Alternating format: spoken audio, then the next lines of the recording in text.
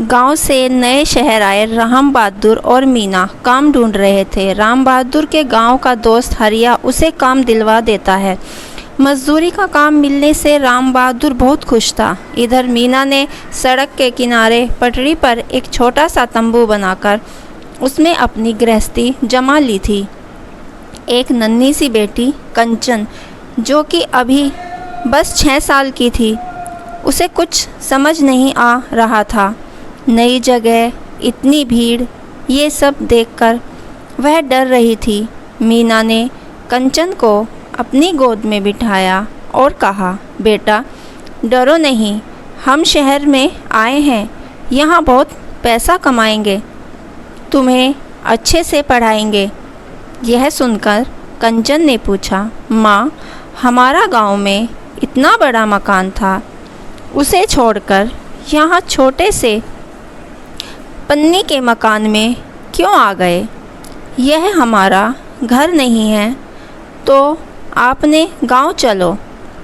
कंचन की बातों का मीना के पास कोई जवाब नहीं था।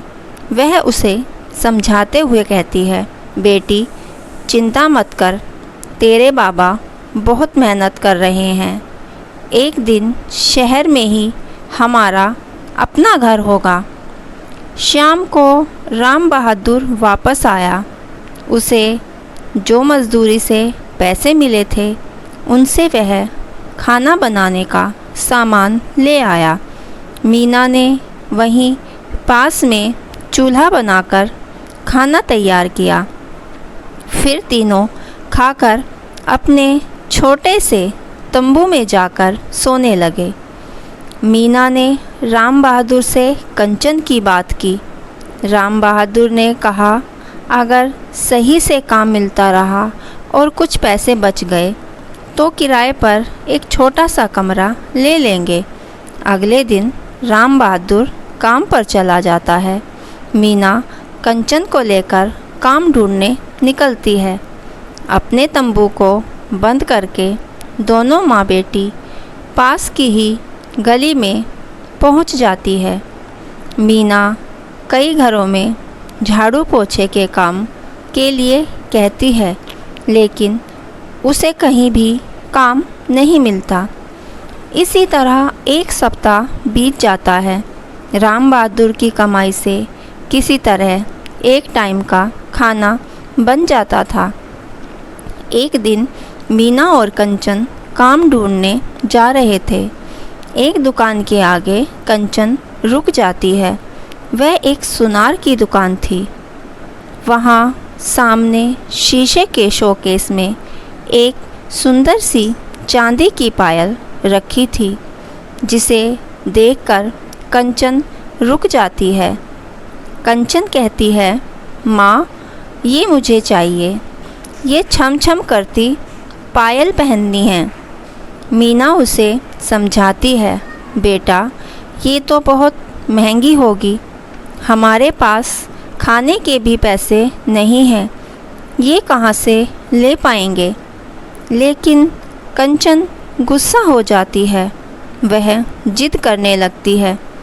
मीना उसे किसी तरह समझाकर वापस ले आती है। शाम को कंचन बिना खाना खाए ही सो जाती है। मीना राम बहादुर को सारी बात बताती है। राम बहादुर कहता है, तू चिंता मत कर, यहीं पास बाज़ार में नकली पायल मिलती है, मैं कल ले आऊँगा। उसे क्या पता चलेगा चांदी की है या नहीं। अगले दिन राम बहादुर शाम को पायल लेकर घर आता है। कंचन बहुत खुश हो जाती है। 2 दिन बाद मीना के साथ कंचन वापस उसी दुकान के आगे से गुजरती है। वहाँ उसे वही चांदी की पायल दिखती है। कंचन दोनों पायल को मिलाने लगती है। उस चांदी की पायल के सामने अपनी पायल उसे फीकी नज़र आती है। कंचन अपनी माँ से कहती है, माँ तुमने मुझे नकली पायल लाकर दी, असली देखो कितनी चमक रही है। मीना ने समझाया, बेटी ये पुरानी हो गई, वो नई है, इसीलिए ऐसा लग रहा है। लेकिन कंचन को मीना की बात पर विश्वास नहीं होता। वह फिर से गुस्सा होकर घर आ जाती है। शाम के समय राम बहादुर घर वापस आता है।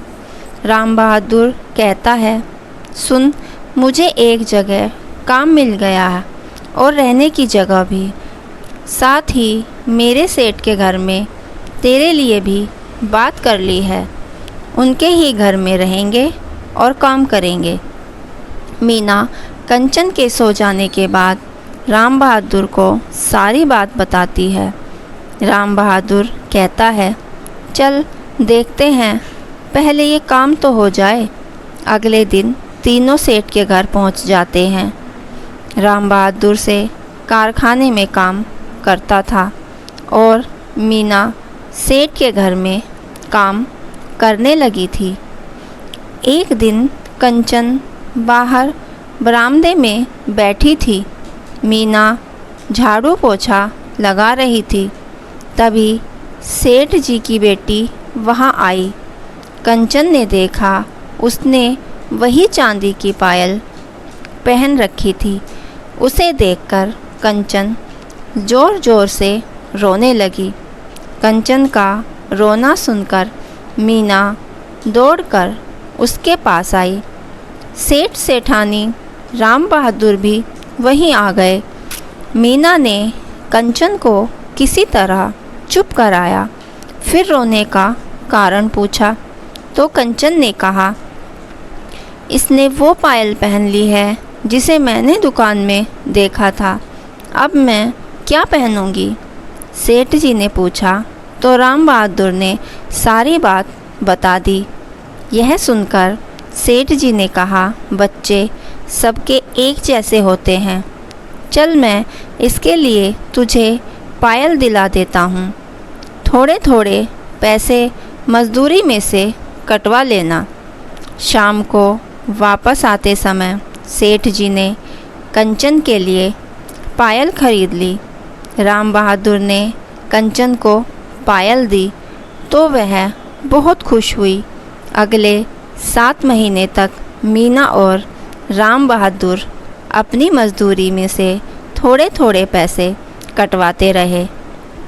दोस्तों, हमारी कहानी कैसी लगी ज़रूर बताइए और हमारे चैनल को लाइक और सब्सक्राइब करना ना भूलें। कहानी पूरी सुनने के लिए दिल से धन्यवाद।